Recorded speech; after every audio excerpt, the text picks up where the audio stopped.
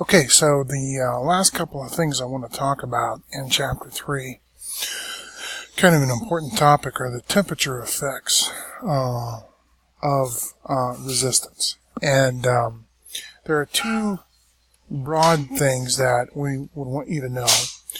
And that's covered with this figure right here, where what we're showing, or attempting to show, is that some materials have what's called a positive temperature coefficient, which means as temperature goes up,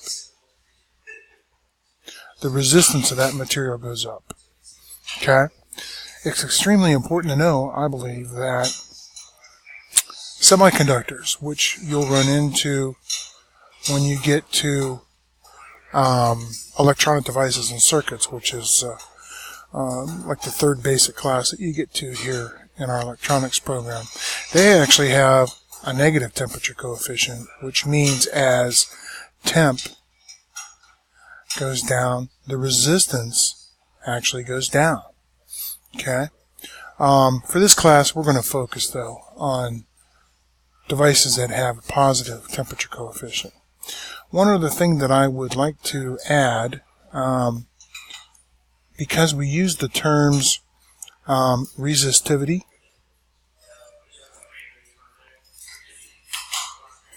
that I've been using so far, we'll also talk about conductivity. And I just want to point out that they are simply the inverse of one another. And we actually have, if you take a look at section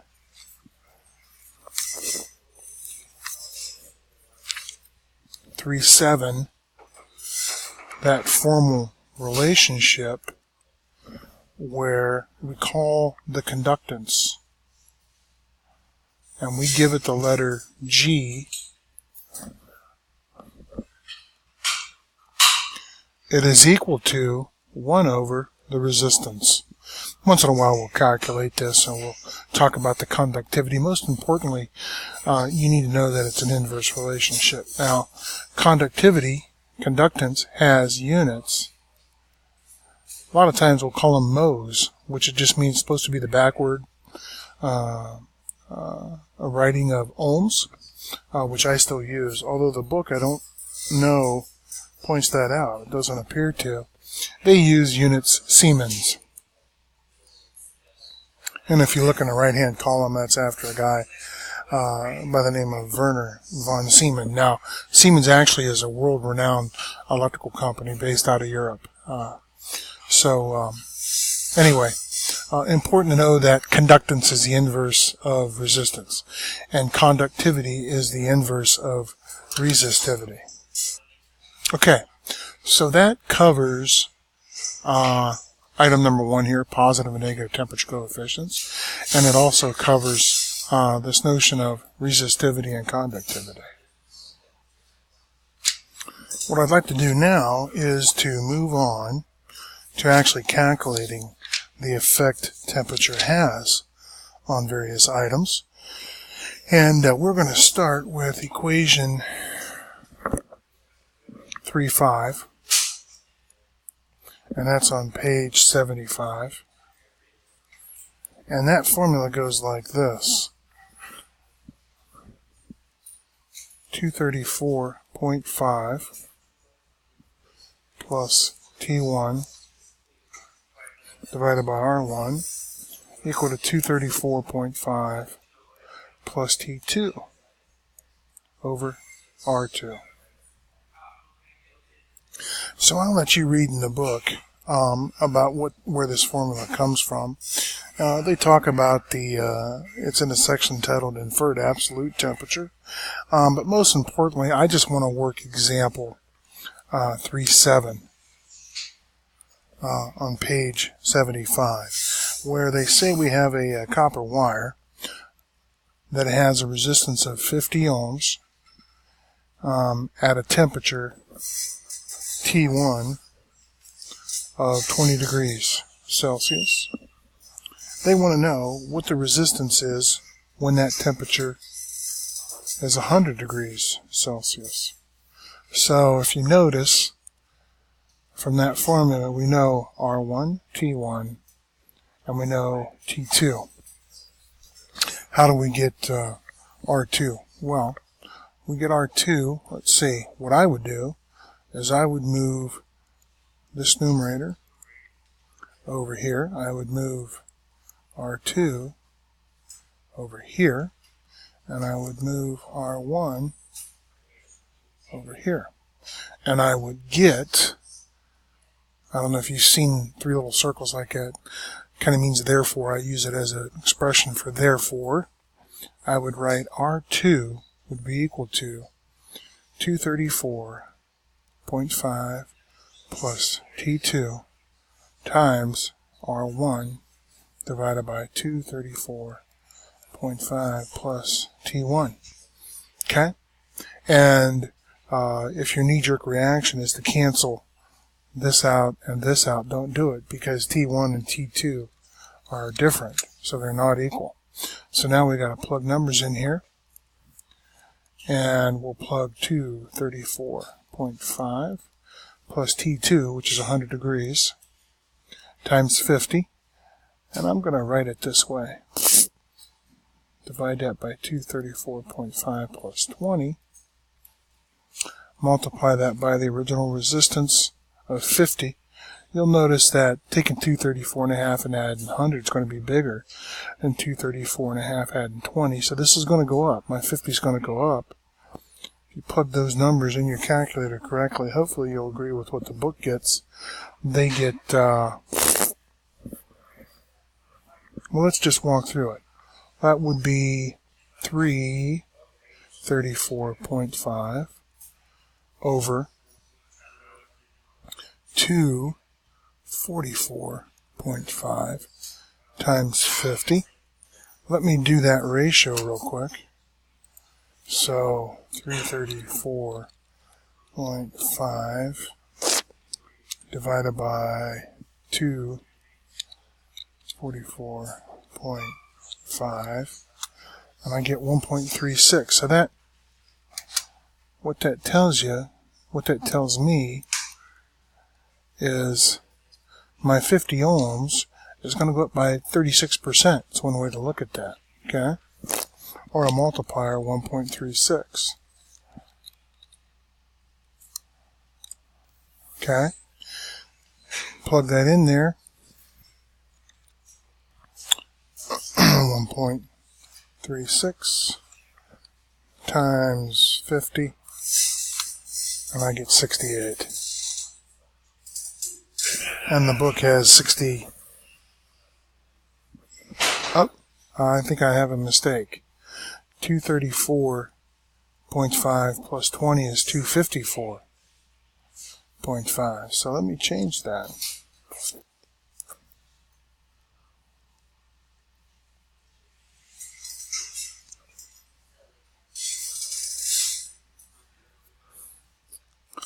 This is 254, so that would be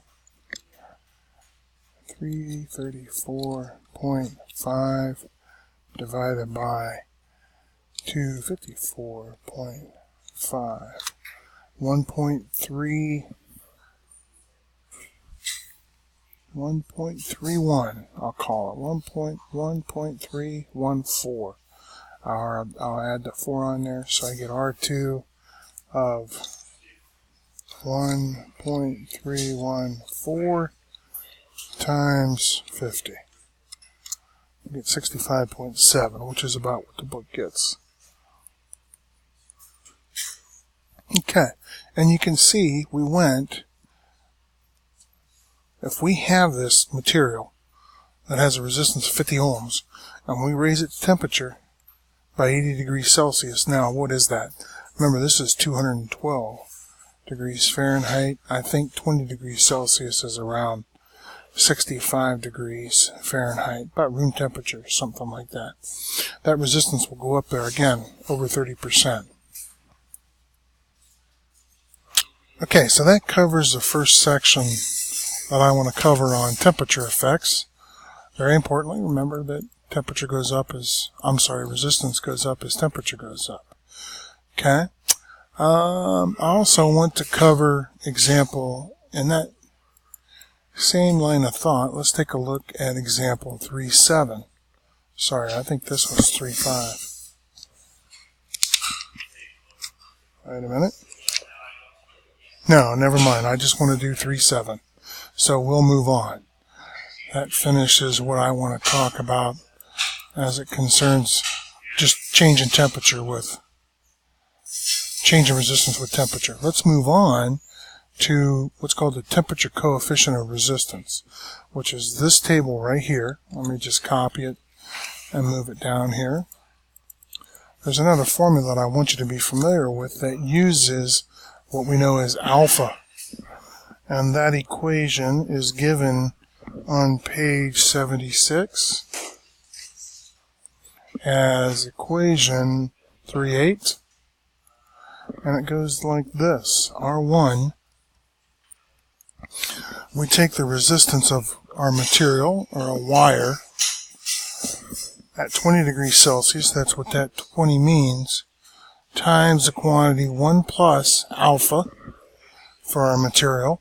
And alpha is also spec'd at 20 degrees Celsius, times T1 minus 20 degrees Celsius. Another formula that we use. And what you do is you just take alpha, the temperature coefficient. For us, we're probably going to do copper. If we take a look at the next example.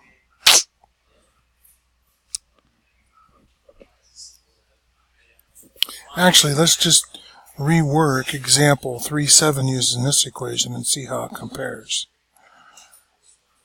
That should be example 3.7. Remember, R1 was 50 ohms. Okay? Of course, T1 is 20 degrees Celsius.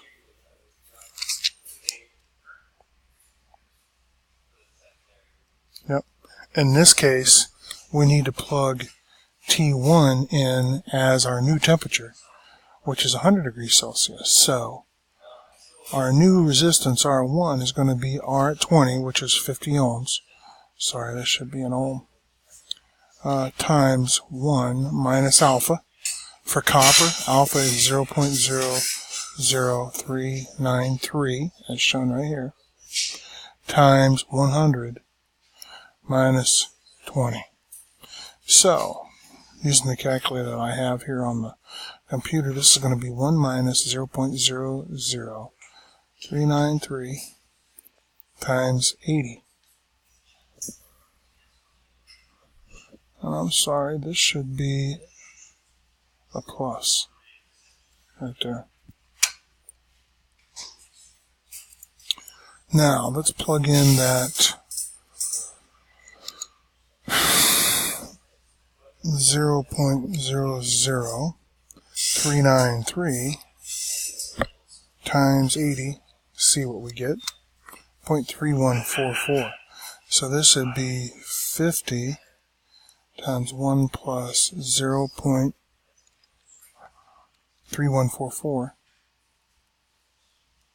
And I think if you notice up above, 3144 is about the same as we got. Oh, it left me for this number right here.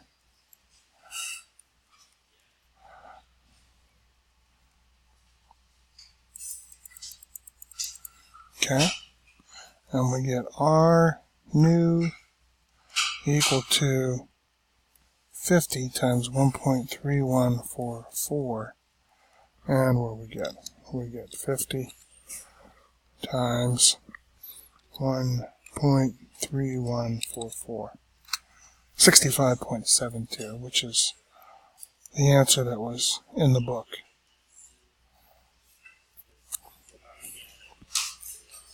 For that example, 3.7. Let me go ahead and do another example where the resistance of aluminum wire. Let's do example 3.9, see if we get the same answer that they do. Oh, no, they're calculating. Yeah, let's just see if we can